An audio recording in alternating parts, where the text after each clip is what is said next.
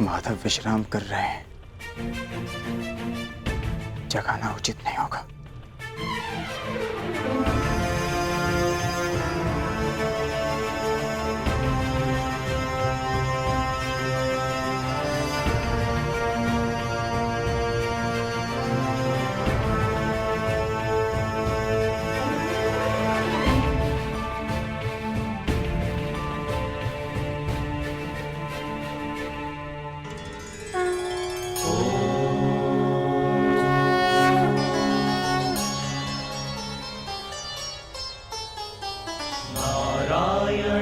नमस्कृत्य नरं चैव नरोत्तमम्। अरे अर्जुन, एक वर्ष किन्नर क्या रहे तुम तो क्षत्रियों के लक्षण ही भूल गए। केवल समर्थन पाने के लिए तुम क्षत्रिय कुल का अपमान कर रहे हो। तुम तो धरा पर बैठ गए ऐसे। जो इस धरा के स्वामी हैं, उनके समक्ष ब्राह्मण क्या और क्षत्रिय क्या।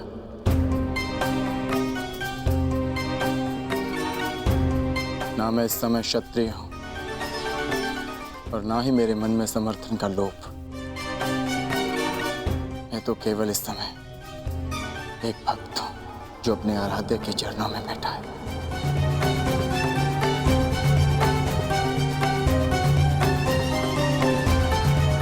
बैठो बैठो।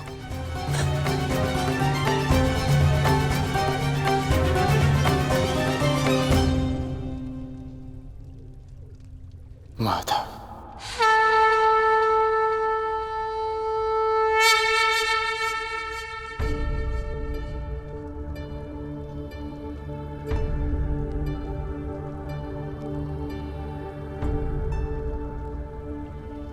कब आए पार्थ?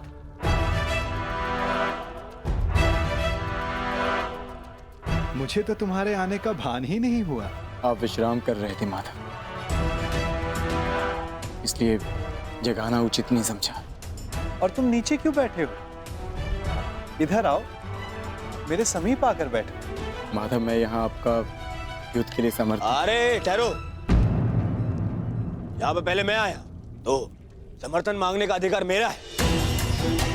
अरे दुर्योधन, तुम भी यहाँ हो? आश्चर्य। आश्चर्य? आश्चर्य तो मुझे हो रहा है। मेरे आने पर तो आप उठे नहीं और अर्जुन के आते ही आपकी नींद खुल गई।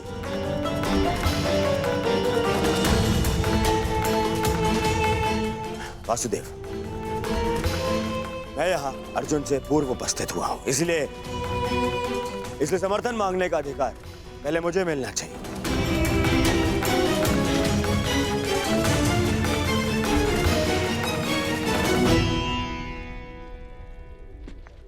ये तुम्हारा मत है दुर्योधन, परंतु पहले मैंने अर्जुन को देखा, इसलिए मांग रखने का अवसर पहले अर्जुन को ही मिलना चाहिए। यही धर्म है। परंतु नियम यह था वासुदेव कि जो द्वारका पहले पहुंचेगा, आपका समर्थन उसी को मिलेगा। और मैं अर्जुन से पहले यहां उपस्थित हुआ हूं।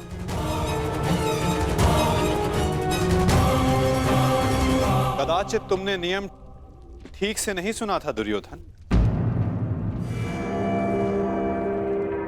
नियम यह था कि द्वारका पहुंचकर मेरे समक्ष आकर प्रथम जो समर्थन की मांग करेगा, मैं उसका साथ दूंगा। अब आप कुतर्क का सहारा ले रहे हैं वासुदेव।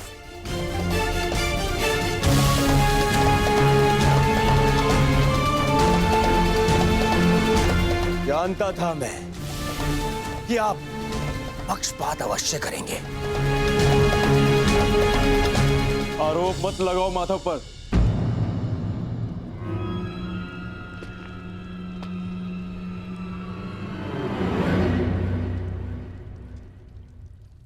दुर्योधन सत्य कह रहा है माधव। मुझसे पूर्व ये यहां उपस्थित था। परंतु आपके पीछे बैठने के कारण आप इसे देख नहीं पाए। इसलिए समर्थन का पहला अवसर दुर्योधन को ही मिलना चाहिए।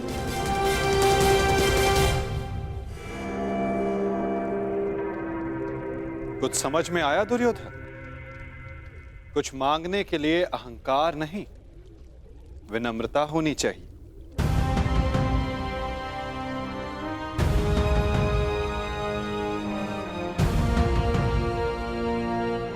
कहो, क्या चाहिए? मैं चाहता हूं कि आने वाले महायुद्ध में द्वारका हम कौरवों का समर्थन करें विनम्रता से।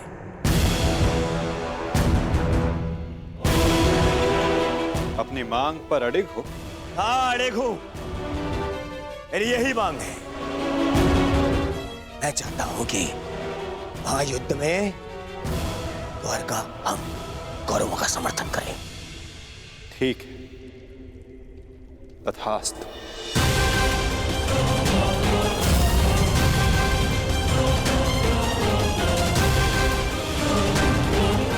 परंतु तुम्हारे इस वचन ने मुझे बहुत बड़ी उलझन में डाल दिया है दुर्योधन। अब मुझे हस्तिनापुर के साथ साथ इंद्रप्रस्थ की भी सहायता करनी होगी। असंभव! यह असंभव है। ये पक्षपात है। परंतु तुमने यही तो मांगा है गांधारी नंदन। मैंने वचन बोलने से पूर्व अपने मन की तुला पर उन वचनों को तौल लेना चाहिए दुर्योधन।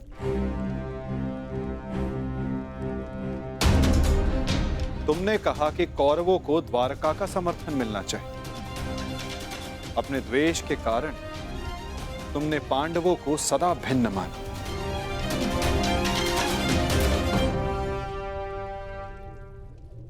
परंतु नीति अनुसार हर कुरु संतान कौरव है और पांडव उसी कुरु वंश के हैं जिसके लिए तुमने सहायता की मांग रखी है।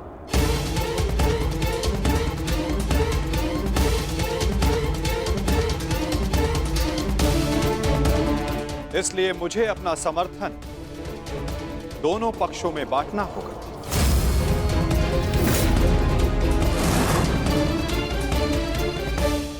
मुझे अपना समर्थन दोनों पक्षों में बांटना होगा।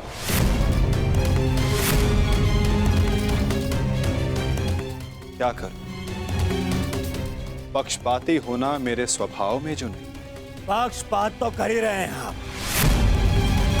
हम दोनों एक दूसरे के विरुद्ध खड़े हैं, तो स्पष्ट कीजिए हम दोनों को एक साथ कैसे समर्थन देंगे आप?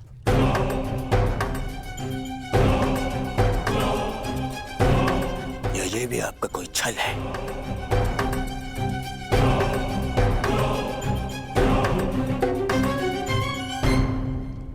विभाजन से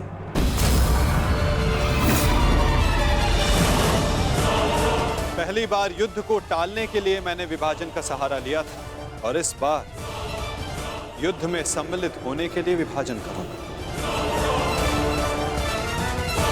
मैं द्वारिका की शक्ति को 2 भागों में विभाजित करूंगा।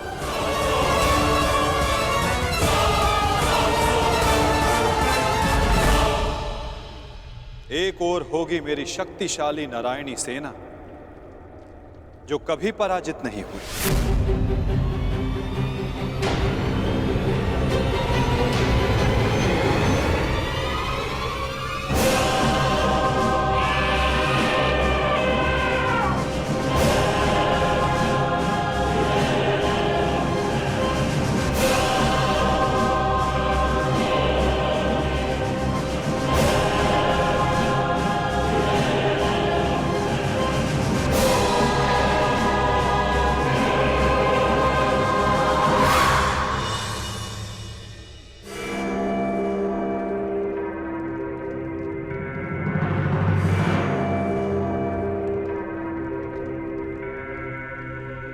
और दूसरी ओर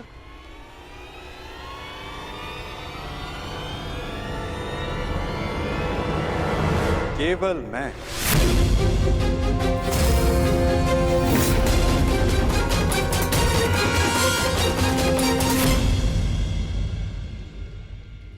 अकेला और निहत्था।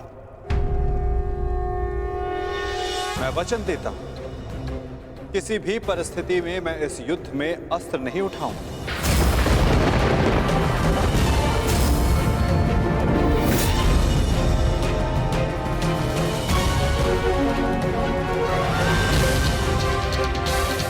ना ही धनुष, ना गदा, ना खड़ग, ना ही सुदर्शन चक्र। मैं किसी भी अस्त्र का प्रयोग नहीं करूंगा। क्या आप युद्ध में अस्त्र नहीं उठाएंगे? हाँ दुर्योधन, सही सुना तुमने।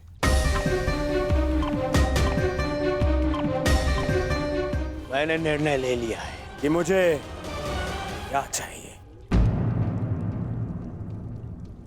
नहीं दुर्योधन, पहले तुम्हें मांगने का अवसर नहीं मिलेगा। क्या?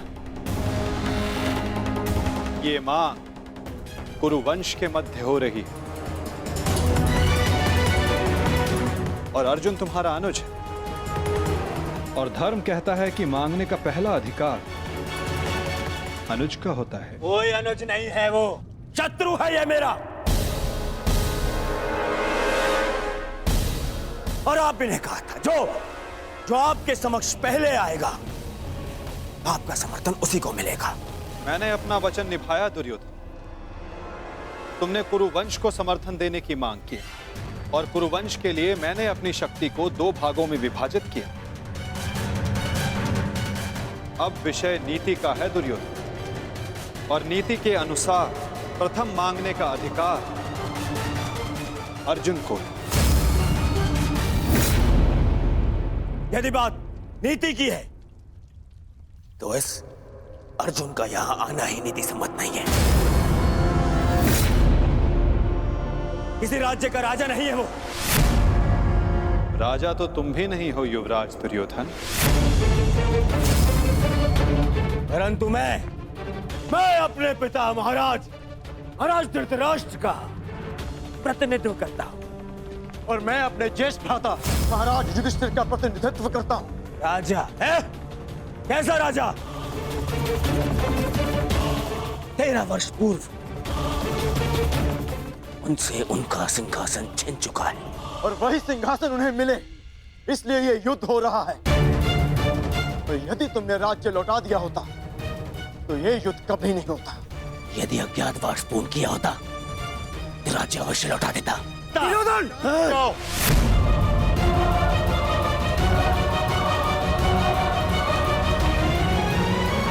पूर्ण किया होता तो राज्य अवश्य लौटा देता।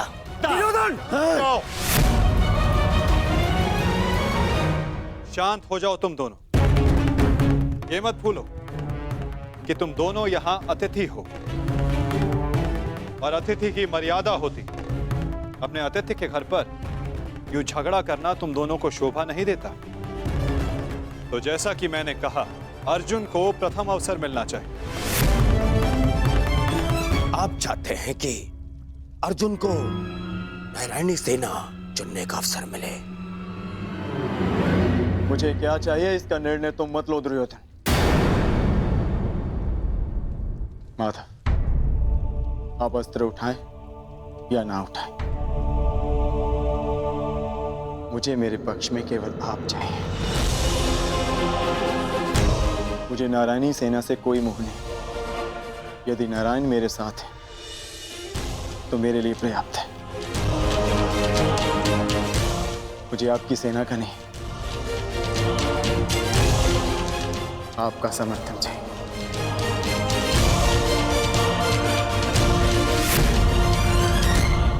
क्या आपको यह विनती स्वीकार है माता?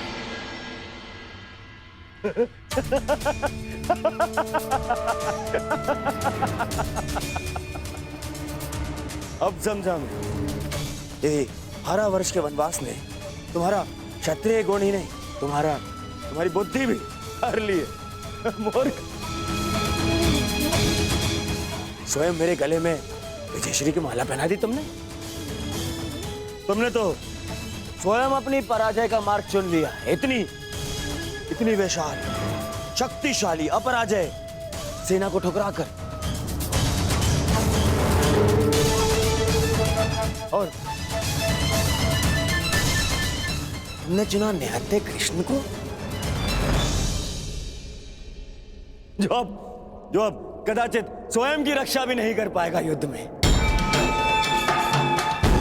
दिख रहा है मुझे कि कैसे तुम पांचों पांडवों के शवों पर अट्ठास मारकर उत्सव मना रहा हूं मैं।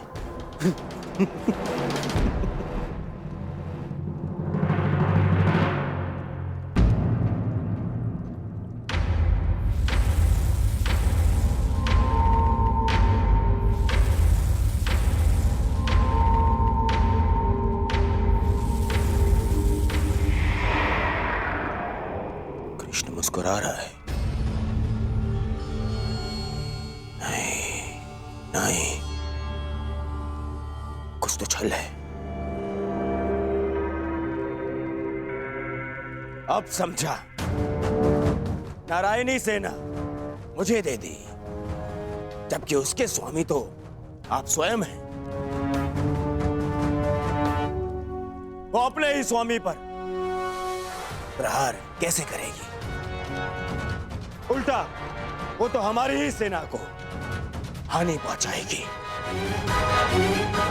नहीं, ये छल है ये। नहीं दुर्योधन, यदि ऐसा होता तो मैं पहले ही तुम में से किसी एक को पूर्ण समर्थन दे चुका होता। पक्षपात ना हो, इसलिए मैंने अपनी शक्ति को 2 भागों में विभाजित किया है। परंतु क्या है ना वासुदेव, मुझे संदेह है कि आपकी ये सेना मेरा आदेश नहीं मानेगी। अवश्य मानेगी।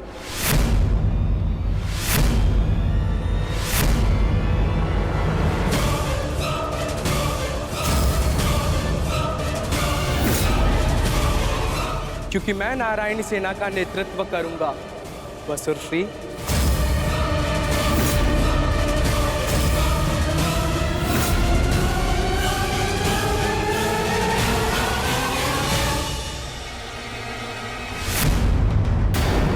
इसलिए मैंने अपनी शक्ति को 2 भागों में विभाजित किया है। परंतु क्या है ना वासुदेव, मुझे संदेह है कि आपकी ये सेना मेरा आदेश नहीं मानेगी। अवश्य मानेगी।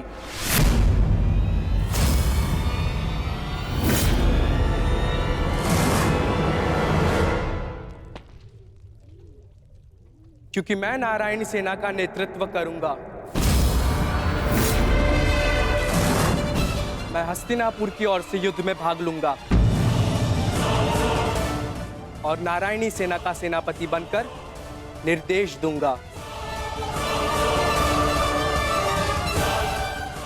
अब कोई छल नहीं कर पाएगा और ना ही कोई विद्रोह।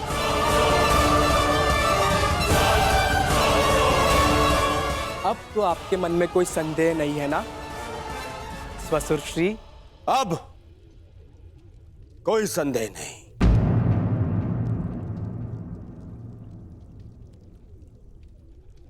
ये विभाजन मुझे स्वीकार है।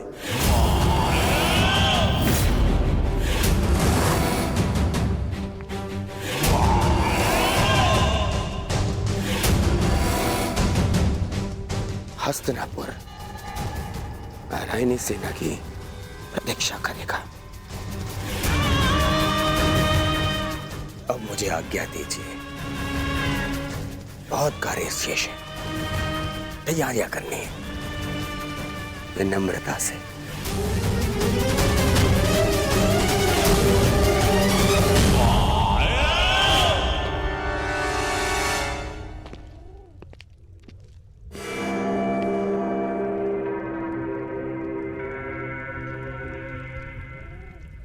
तुमने ऐसा क्यों किया पार्थ? मेरे समर्थन के लिए इतना बड़ा त्याग? मुझे ऐसा कुछ नहीं चाहिए माता जो मुझे आपसे दूर करे। ऐसी नारायणी सेना से क्या लाभ जिसमें नारायण ही ना हो। ये धर्म युद्ध है माधव, और धर्म वहीं खड़ा होगा जहां आप होंगे। और धर्म की विजय कोई भी सेना नहीं रोक सकती। आप सदैव हमारे मार्गदर्शक रहे हैं। मुझे विश्वास है कि आप विजय का मार्ग अवश्य दिखाएंगे। मैं प्रतीक्षा करूंगा। मुझे ऐसा सुनकर अति प्रसन्नता हुई अर्जुन। लंबी यात्रा से आए, बहुत थक गए हो, जाकर विश्राम कर लो। कुछ प्रहर बाद चले जा। प्रणिपात।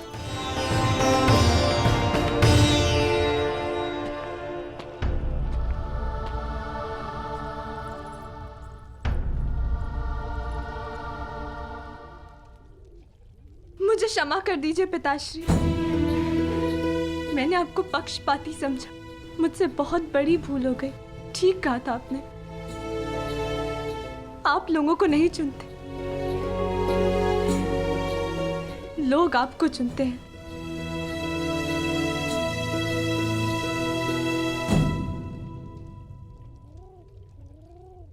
हमारा भविष्य हमारे चुनावों का ही परिणाम होता है पुत्री।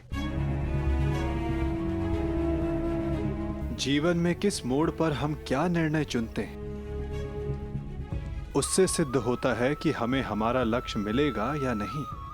परंतु क्या होगा पिताश्री?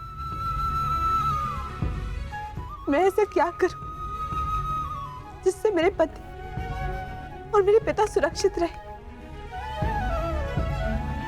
कर्म करो लक्ष्मण, फल की चिंता ना करो। तुम्हारे पिता और सांब को उनके कर्मों का फल मिलेगा और अर्जुन को अपने कर्मों का।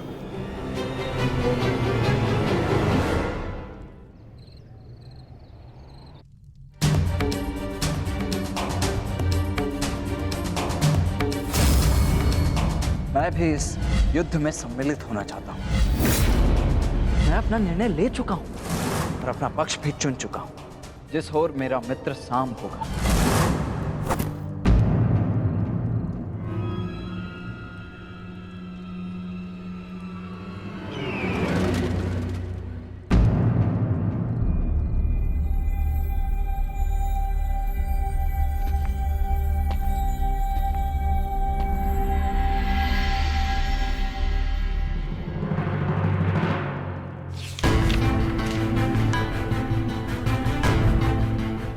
अंगराज, युवराज दुर्योधन द्वारका से हस्तिनापुर लौट रहे हैं और सूचना ये है कि नारायणी सेना दुर्योधन के पक्ष में आ गई है और कृष्ण अर्जुन के पक्ष में है।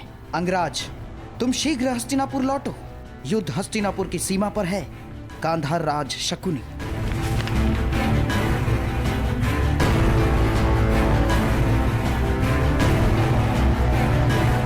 ये तुमने कैसी मूर्खता कर दी मित्र, कैसी मूर्खता कर दी तुमने।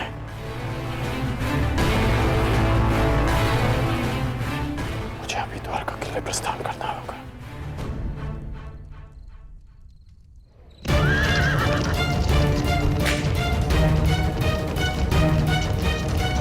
पिताश्री! ये अचानक कहां जा रहे हैं?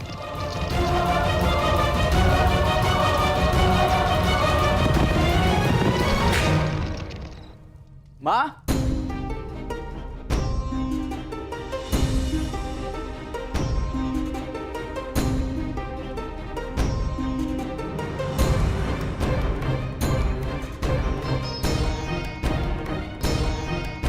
एक बार पुनः अपने कर्तव्य के लिए अपने परिवार को छोड़कर जा रहे हैं पिताश्री।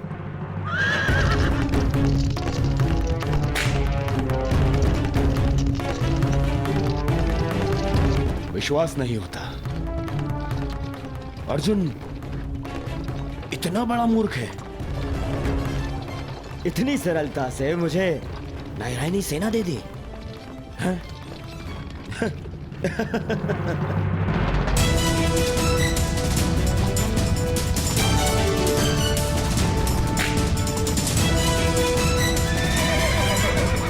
आरती रोको। वेद,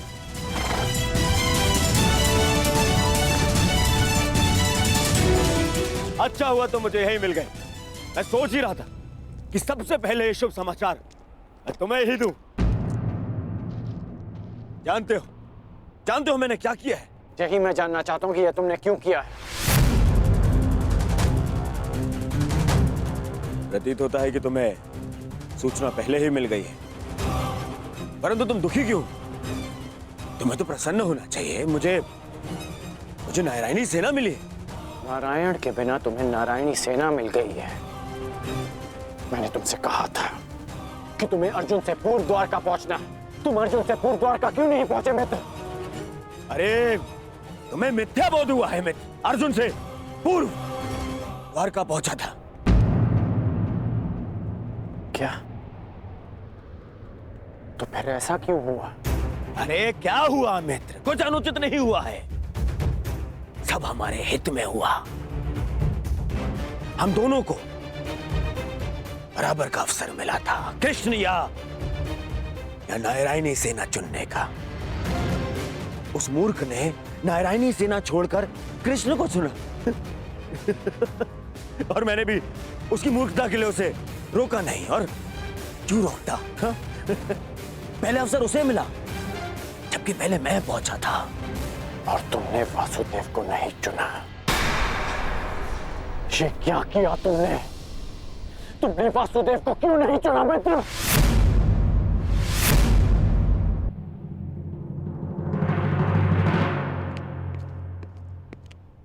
उस पाखंडी कृष्णा को ये उपहार दे देना। कहना उसको कि उसके पास मेरी एक वस्तु है जो मुझे चाहिए। तुम्हें चिंता करने की कोई आवश्यकता नहीं है मित्र। अब हमारा सामना कोई नहीं कर सकता है। हमारे पास संसार की सबसे बड़ी और सबसे ताकतवर सेना है, नारायणी सेना, जो आज तक कभी पराजित नहीं हुई। और तुम्हें लगता है कि मैंने कृष्ण को ना चुनकर कुछ अनुचित किया है? वो कृष्ण जो इस युद्ध में शस्त्र भी नहीं उठाएगा। मित्र, तुम जानते हो कि नारायणी सेना आज तक अपराजित क्यों रही है? वो अपराजित रही है केवल वासुदेव के कारण। और आज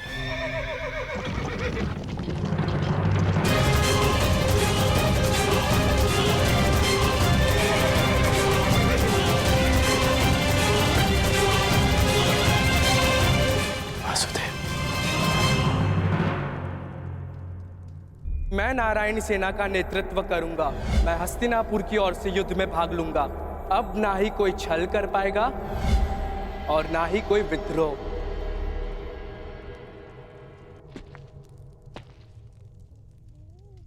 प्रणिपात माता। पार्थ, क्या हुआ पार्थ? कुछ भूल गए थे?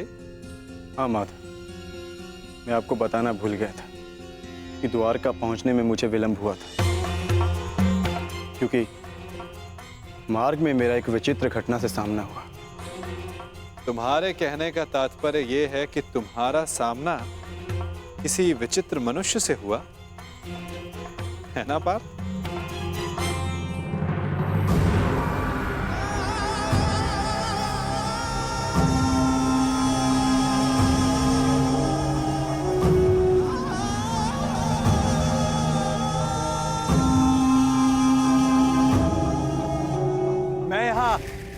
तुम्हारा ही तो कार्य करने आया था युवराज दुर्योधन।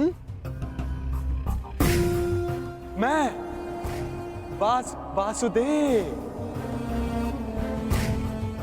पौंड्रक वासुदेव। पौंड्रक वासुदेव, यही नाम बताया ना उसने?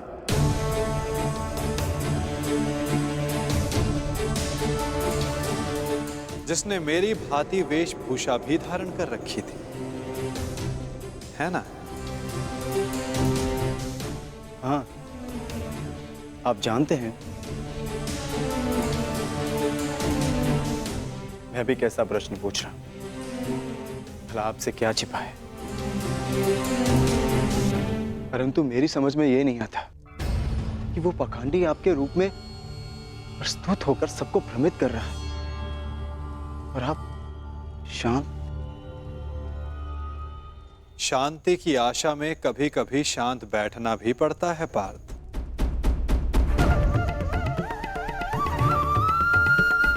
मुझे ज्ञात है कि पौंद्रक मेरे नाम का दुरुपयोग करके सबको भ्रमित कर रहा है, परंतु अवसर सबको मिलना चाहिए अपनी भूल सुधारने का।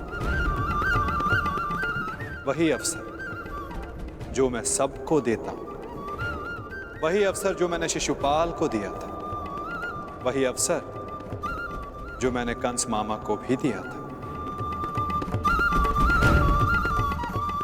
और यदि मनुष्य अपनी भूल ना सुधारे तो उचित समय आने पर उसे अपने कर्मों के फल अवश्य मिलते हैं पार्थ।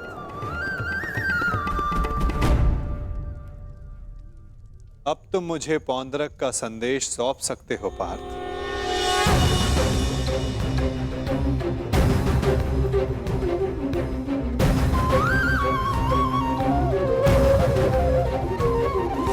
यदा यदा हि धर्मस्य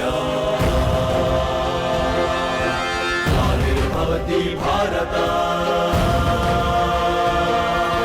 परित्राणाय साधूनां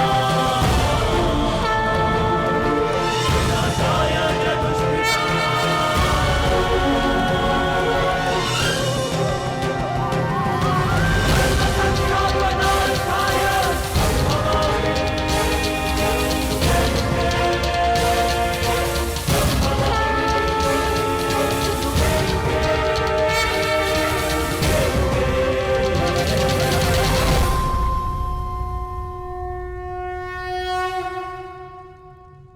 ये क्या था माधव? पौंद्रक का संदेश पार्थ। संदेश? हाँ पार्थ, ये संदेश कि जो भी मेरे दर्शाए मार्ग पर चलेगा पौंद्रक उसका नाश कर देगा।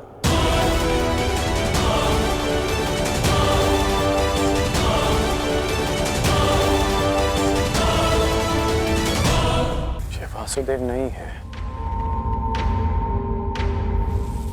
कौन है ये मित्र? हमारे मित्र का मित्र है ये पौंद्रक। पौंद्रक वासुदेव। इन्हीं की सहायता से मैं अर्जुन से पूर्व द्वारका पहुंचा और नारायणी सेना को अपने पक्ष में कर पाया। इसका श्रेय मामाश्री की तीव्र बुद्धि को जाता है मित्र। उन्हीं ने पौंद्रक को संदेश भेजा कि वो अर्जुन के मार्ग में बाधा उत्पन्न करे। इन्होंने अर्जुन को रोका और उसी कारणवश मैं अर्जुन से पूर्व द्वारका पहुंच पाया। अर्जुन को मार्ग से भटकाने का पूरा प्रबंध कर दिया है। तो तुमने फिर से छल किया। छल? छल मैंने नहीं, उन्होंने किया। युधिष्ठिर के स्थान पर अर्जुन को भेजकर मैंने तो केवल उन्हें उत्तर दिया है। मित्र, उन्होंने जो किया उसे छोड़ो, परंतु तुम्हें अवसर मिलने पर भी तुमने वासुदेव के स्थान पर नारायणी सेना को चुना। इसे मूर्खता कहते हैं। मूर्खतापूर्ण बातें तो तुम कर रहे हो अंगराज। वासुदेव तो दुर्योधन के ही पक्ष में है। मैं हूं वास्तविक वासुदेव। पौंद्रक वासुदेव दुर्योधन के ही पक्ष में है। मुझे तुम पर दया आती है अंगराज, दया आती है तुम पर कि मुझे समक्ष पाकर भी तुम उस छलिए कृष्ण की माया में उलझे हुए हो। समझ ही नहीं आता कि ऐसी क्या माया डाली उस छलिए कृष्ण ने कि तुम सत्य देखने को प्रस्तुत ही नहीं हो। पौंद्रक,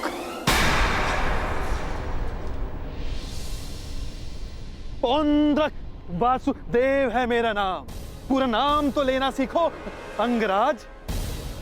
खेद है मुझे, खेद है कि तुम एक मनुष्य की पहचान करने में असमर्थ हो। तुम अपने युद्ध के लिए अपनी सेना में एक पाखंडी को चुनना चाहते हो। उस पाखंडी कृष्ण को चुनना चाहते हो तुम। अरे ऐसा क्या है उस छलिए पाखंडी कृष्ण में जो तुम सब सारे लोग उसकी ओर खींचे जा रहे हो?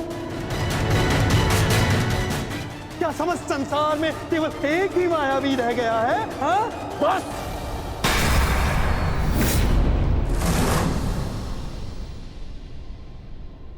बस तुम करो मित्र, बस। मुझे कृष्ण की वो विशाल सेना चाहिए थी जो मुझे मिल गई। वैसे भी वो निहत्था निशस्त्र कृष्ण मेरे किस काम का है? हाँ, सत्य कहा दुर्योधन, सत्य कहा। वो छलिया कृष्ण किसी काम का नहीं। देखना, तुम ही जीतोगे ये युद्ध, क्योंकि तुम्हारे पास केवल नारायणी सेना नहीं, स्वयं वास्तविक नारायण, वास्तविक वासुदेव, पौंड्रक वासुदेव। वो कृष्ण तो मेरा रूप रखकर सबको भ्रमित करता रहता है। बैरूपिया मात्र है वो तो। उस कृष्ण का तो इस संसार से मैं अब एक और शब्द वासुदेव के विरुद्ध मत कहना।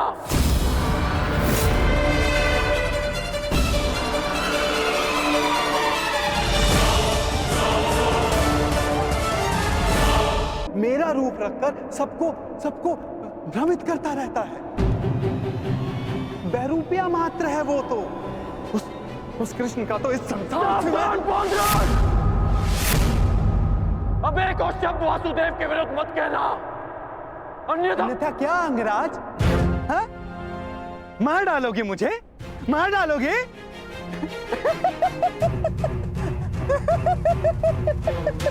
दुर्योधन, तनिक देखो तुम्हारी सेना का ये वीर कहीं वास्तविकता में उस छलिए का गुप्तचर तो नहीं है? छलिए और बहरूपिये तो तुम हो पौंड्रक। कुछ ही क्षणों में तुम्हारी वास्तविकता मेरे समक्ष आ गई है।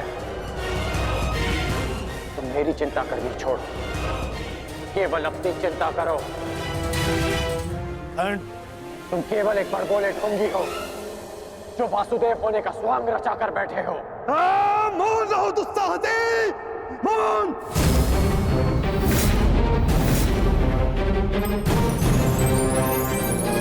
तेरा इतना दुस्साहस कि तो मुझे पौंड्रक वासुदेव को ढोंगी कहता है, मूर्ख।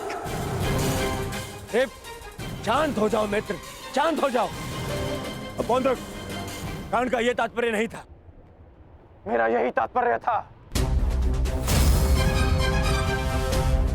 ये ढोंगी है।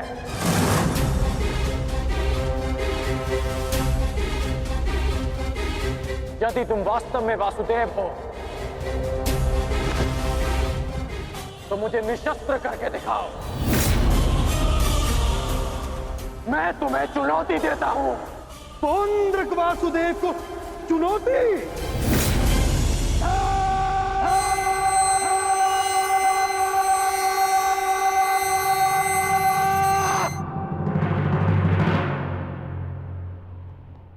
ऐसे खड़े खड़े देख क्या रहा है तू, मूर्ख?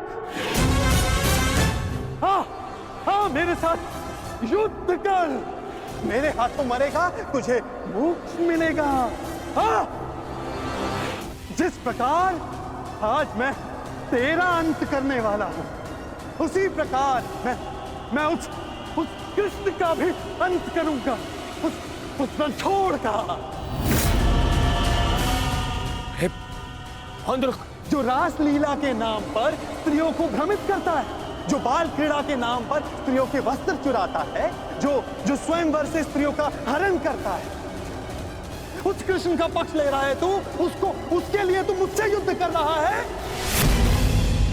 उस कृष्ण का भी मैं वध करूंगा, पहले तेरा, उसके बाद उसका। अब तुम्हें सीमा पार करती है।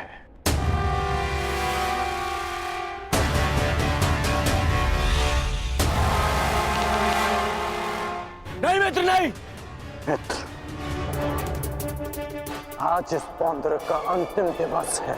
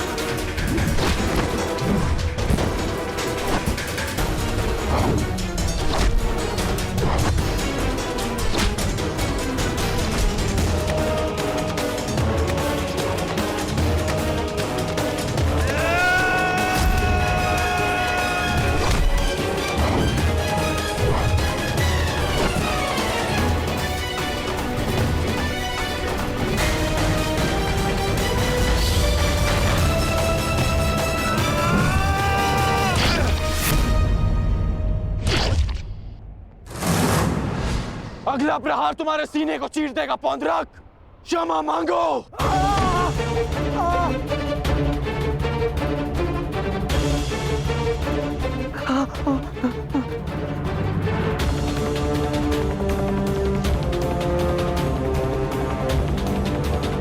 अब बोलो, क्या कह रहे थे तुम?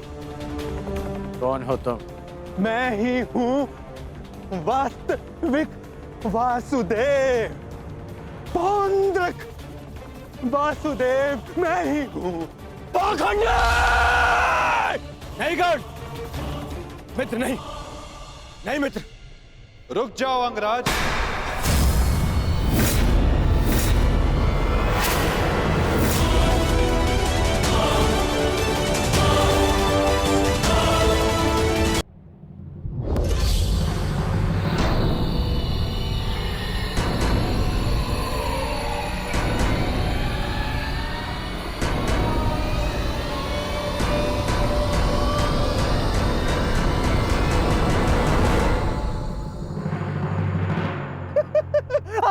आ गया तू, चलिए आ गया। अंततः वो दिन आ गया कृष्ण, जिसकी वर्षों से मुझे प्रतीक्षा थी। यदि अंत से पूर्व मनुष्य को उसकी भूल का भान हो जाए तो अच्छा ही होता है। अब तो तुम्हें विश्वास हो गया होगा कि वास्तविक वास्तविक वासुदेव कौन है।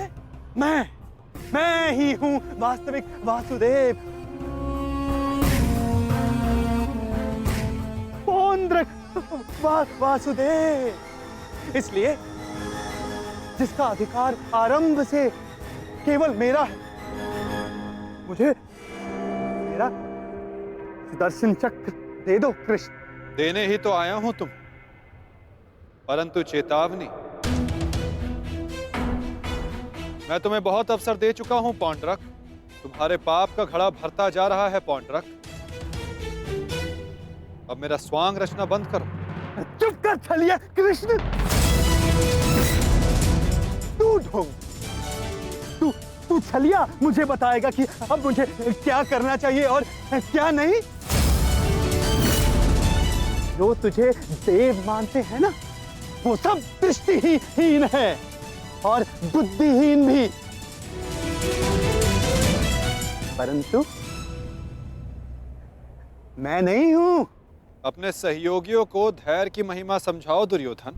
युद्ध प्रारंभ होने में अभी समय शेष है और समय से पूर्व युद्ध को आमंत्रण देना सर्वनाश को आमंत्रित करने के समान होता है दुर्योधन। क्योंकि इस समय मैं अस्त्र ना उठाने के लिए बंधित नहीं हूं। मनुष्य को खाई में गिराने के लिए उसका केवल एक पग पर्याप्त होता है पौंड्रक। अभी अभी मैंने कर्ण को रोककर तुम्हें मृत्यु के मुख में जाने से रोका है। कदाचित तुम्हारा अगला पग तुम्हारा अंत ना रोक पाए पौंड्रक।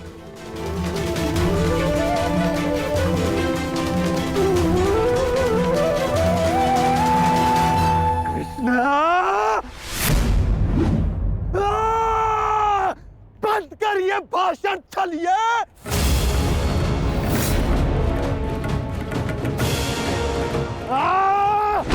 छलिए पाखंडी, आज मैं तेरा अंत करके ही रहूंगा कृष्ण। अरे रखो मित्र, क्रोध मुझे भी आ रहा है। अपने क्रोध को युद्ध के लिए बचा के रखो।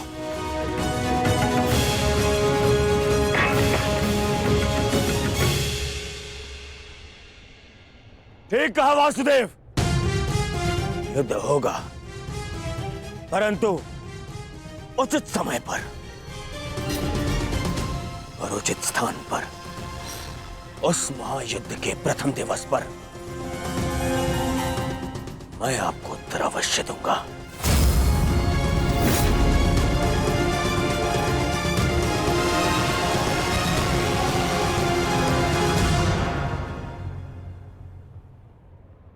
तुम चोटिल हो मित्र, आओ तुम्हें तुम्हारे शिविर पर छोड़ दूं। आओ।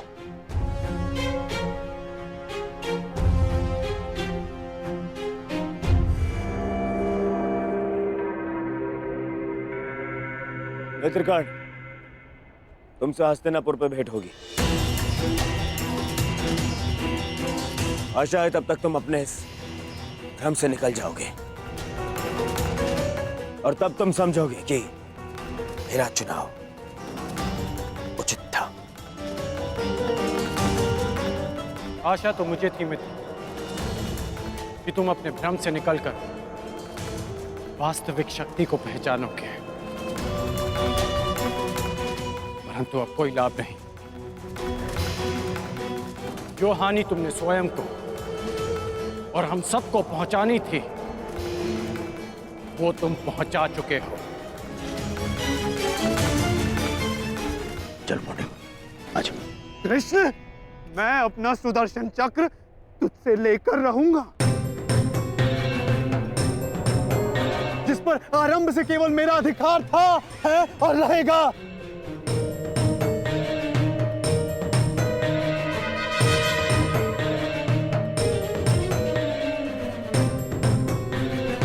चलो सारथी।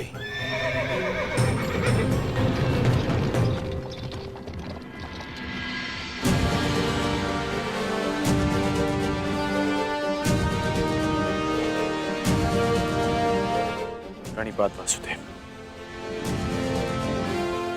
आज्ञा थे।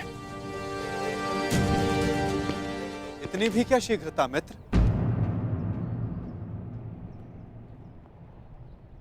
सारथी रह चुका हूं तुम्हारा। आज भी अपने रथी का मन पढ़ सकता है ये नटवर। समझता हूं कि तुम व्यथित हो। क्या अपने मन की बात अपने सारथी से नहीं कहोगे तुम?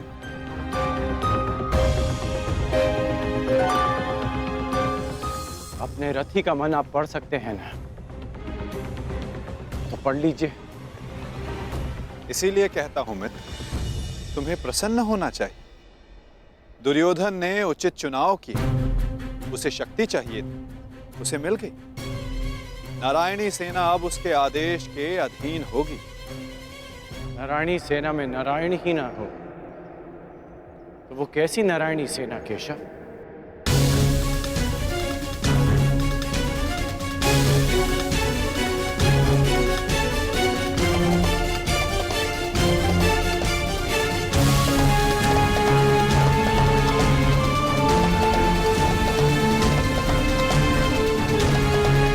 जो दुर्योधन ना पहचान सका वो आप जानते हैं, और उसे मैं भी देख सकता हूं। जिस क्षण उसने आपको त्याग कर सेना को चुना, उसी क्षण उसने विजयश्री थाल में सजाकर पांडवों को भेंट कर दी।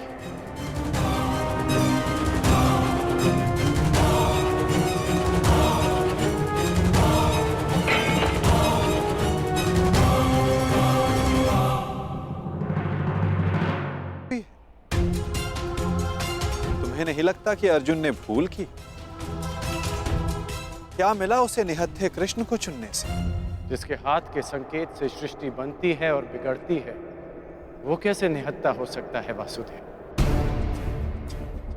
परंतु सत्य ये भी है मित्र कि मेरे युद्ध में उपस्थित रहने पर भी मैं युद्ध नहीं करूं, तो फिर मुझसे किसी को क्या हानि और क्या लाभ? सबसे बड़ा अस्त्र तो आप चला चुके हैं, स्वयं को दुर्योधन के विपक्ष में रखकर। आप ही कहते हैं ना कि निर्णय ना लेना भी कभी कभी सबसे महत्वपूर्ण निर्णय होता है, कि हम पक्ष ना चुनकर भी कभी कभी पक्षपात कर जाते हैं, भले ही संसार ना देख पाए। परंतु मैं जानता हूं कि आपने पक्ष लिया है वासुदेव।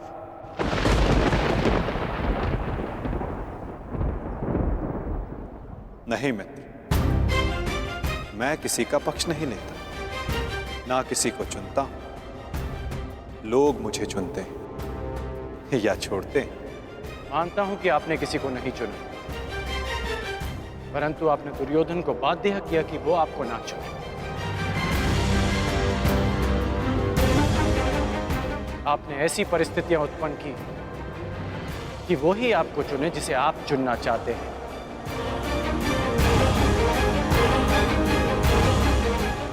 क्या ये एक प्रकार का पक्षपात नहीं वासुदेव? तुम्हारी यही प्रवृत्ति मुझे भाती है मित्र, और तुम्हें सबसे भिन्न बनाती। तुम बुद्धिमान और स्पष्टवादी भी।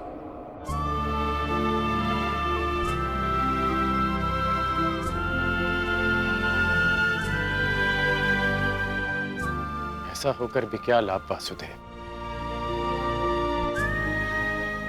जब मैं आपका साथ ना पा सका।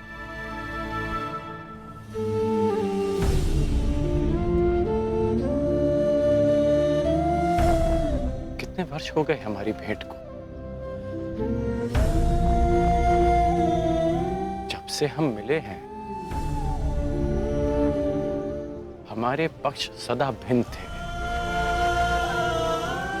परंतु हमारी सोच एक थी वासुदेव। फिर आपने ऐसा क्यों किया? मैंने ऐसा क्या किया मित्र?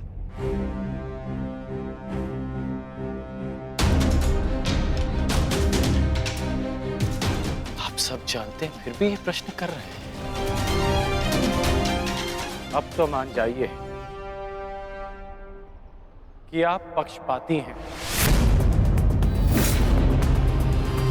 कैसा पक्षपात अंगराज? विराट नगर में मैंने कौरवों और पांडवों को समान अवसर दिए कि द्वारका आकर मुझसे पहले जो समर्थन की मांग करेगा मैं उसी का समर्थन करूंगा। विराट नगर में जब आपने वचन दिया वहां सब उपस्थित थे, परंतु द्वारका में जो घटित हुआ वो केवल दुर्योधन और अर्जुन ही जानते हैं। दुर्योधन को केवल आपने भ्रम दिया और शक्ति दी अर्जुन को।